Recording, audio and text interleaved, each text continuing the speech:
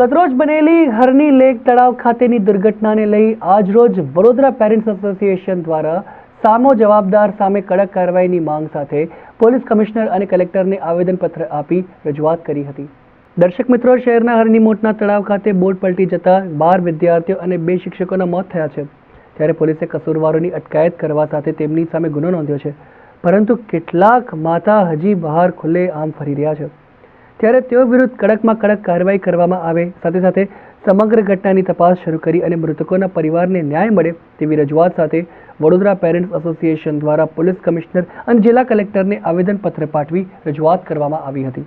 આજે અમે જે ગઈકાલે આપણા વડોદરામાં જે ખરાબ દુર્ઘટના બની છે એના સંદર્ભમાં પોલીસ કમિશનરને અત્યારે આવેદનપત્ર આવ્યા છે અને સાથે સાથે કલેક્ટરશ્રીની ઓફિસે પણ જઈ રહ્યા છીએ, કારણ કે આમાં અત્યારે હું માનું છું કે પૂરેપૂરી ભૂલ પ્રશાસનની છે।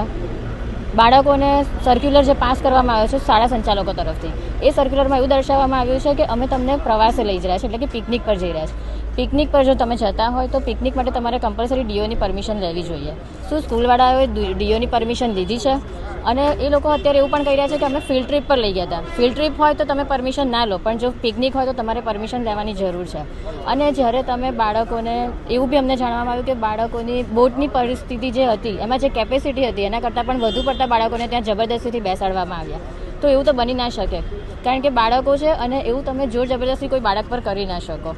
આજે જે થયું, જે મા બાપના સંતાનો ગયા છે એમના પર શું વીતી હશે એનો તો આપણે અનુમાન પણ નથી કરી શકતા, કારણ કે આપણે બધા જ કંઈક ને કંઈક રીતે વાલીઓ તો છીએ જ। ઇન્વેસ્ટિગેશન થવાની છે, એ ફેર ઇન્વેસ્ટિગેશન થાય, કોઈ નાના લોકોને પકડીને છોડી ન દેવામાં આવે અને જે ઉપર સુધી તથ્ય બહાર આવે।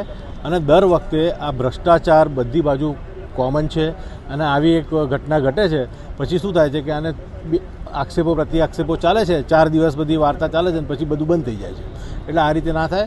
અને જે બી આ તો એક સમજો કે આ એક દાખલો બેસાડશે ને, આમાં નકેલ કસશે ને સીએમ સાહેબ, આ દાખલો બેસાડશે ને તો આવું બધું બીજી વખત થશે નહીં। એટલે આપણે આજે તો એજ્યુકેશન સેક્ટરમાં થયું છે એટલે અમે આવ્યા છીએ પેરેન્ટ એસોસિએશનના લીધે, પણ આમાં આખા ગુજરાતમાં શું થાય છે કે આપણે ભ્રષ્ટાચાર દર વખત જીતી જાય છે અને ભ્રષ્ટાચારીઓ જીતી જાય છે અને જનતા જે છે હારી જાય છે, મારે કહેવાનું એમ છે। એટલે આપણે દર વખત આ રિપીટેશન થઈ જ જાય છે। મોરબીમાં બી થયું, હવે આ નવું થયું, એટલે બધું બહાર આવશે ધીરે આ કે આને કોન્ટ્રાક્ટ આ રીતે આપ્યું, આમ થયું તેમ થયું, પણ એના ઉપર એક્શનમાં કંઈ થતું નથી, છેલ્લે એ લોકોને જામીન મળી જાય।